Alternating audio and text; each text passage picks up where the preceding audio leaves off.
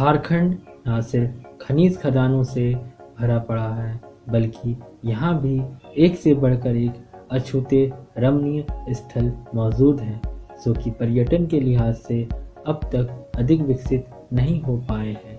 कल्पना कीजिए, जहाँ दिन की दोपहर में भी बादल पर्वतों को छूते नजर आए और शाम ढलते ही बरसकर सारी फिजा को तरोताज़ा बना दे, तो फिर क्या दार्जिलिंग और क्या शिमला सब इधर ही खींचे चले आएंगे।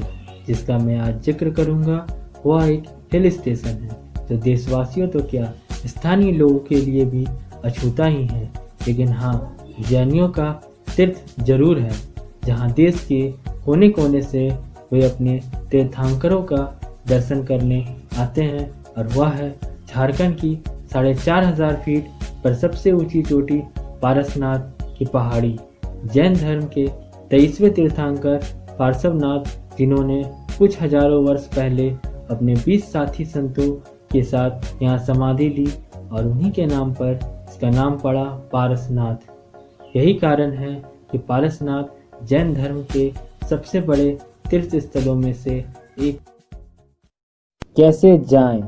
झारखंड राज्य के गिरिडीह जिले के पूर्वी छोटा नागपुर पठार में पड़ने वाली अछूते सौंदर्य से रूबरू होने के लिए सबसे पहले ट्रेन की यात्रा कर पारसनाथ स्टेशन पर पहुंचे, जो कि इसरी बाजार नामक स्थान पर स्थित है, जहां से 25 किलोमीटर दूर मधुबन नामक जगह पहुंचे, जो उसी पहाड़ी की तराई पर है। स्टेशन से मधुबन तक जाने के लिए आप ऑटो का सहारा ले सकते हैं। मधुबन की खासियत यह है कि यह जगह दिखने में झारखंड जैसा बिल्कुल ही नहीं है, बल्कि एक छोटा सा हिमालयी तराई क्षेत्र जैसा प्रतीत होता है।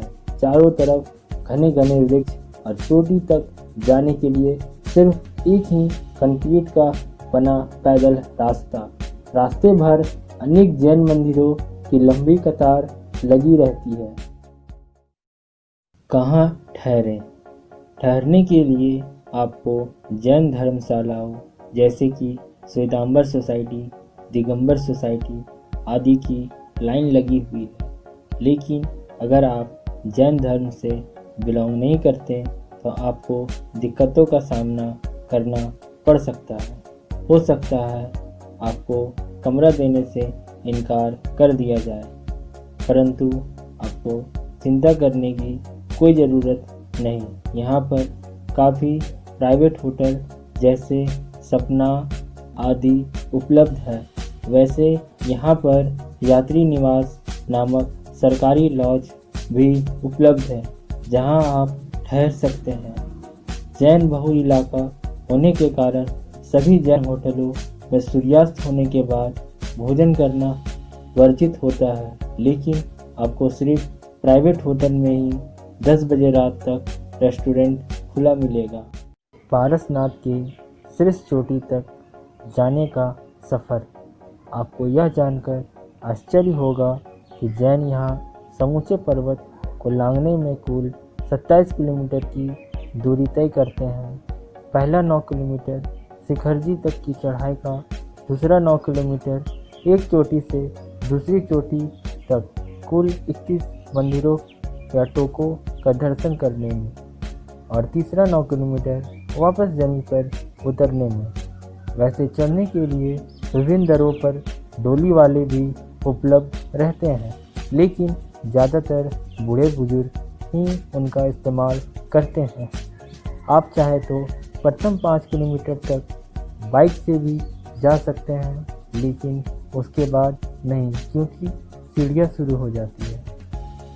27 किलोमीटर पैदल चलना एक मुश्किल कार्य होता है। आप चाहे तो 9 किलोमीटर की कटौती भी कर सकते हैं।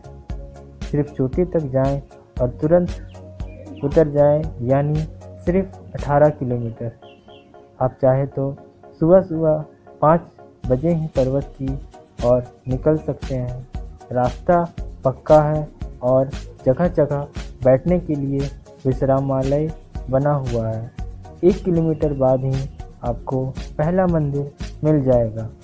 5 किलोमीटर बाद ही आपको गंधर्व नाला मिलेगा, जहां आप अपने आप को आराम दे सकते हैं। अब सपाट रास्ता ख़त्म हो जाएगा और कठिन सीढ़ीनुमा रास्ता शुरू होगा। इसके 7 किलोमीटर बाद ही आपको शीतल नाला मिलेगा, जिसके शीतल जल को स्पर्श कर गर्मी से कुछ राहत पा सकते हैं। रास्ते में कुछ बंदरों के समूह इधर उधर आपको दिखाई पड़ेंगे। अंतिम 2 किलोमीटर दूर से ही चोटी पर स्थित पार्श्वनाथ जी का मंदिर दिखाई पड़ने लगता है, पर यहाँ आए टूरिस्ट का हौसला बुलंद हो जाता है। लगभग 5 घंटे की मेहनत कर आप चोटी पर पहुँच चुके होंगे। इसी चोटी पर जैन धर्म के 23वें तीर्थंकर पार्श्वनाथ ने किसी ज़माने में तपस्या की थी। मंदिर के बरामदे से आसमानी दृश्य बिल्कुल मनोहरी लगेगी और बादल आपको छू रहे होंगे। सचमुच यह एक अछूता सौंदर्य है। वापसी के क्रम में आप चोटी से थोड़ी दूर स्थित डाक बंगला पर भोजन कर सकते हैं और धीरे धीरे जमी की ओर रवाना हो सकते हैं। कुल मिलाकर 10 घंटे बाद ही थकान वाली हालत हो जाएगी। आप चाहे तो होटल के कमरे में आराम कर सकते हैं और दूसरी सुबह पारसनाथ स्टेशन पहुंचकर अपने सफ़र को समाप्त कर सकते हैं।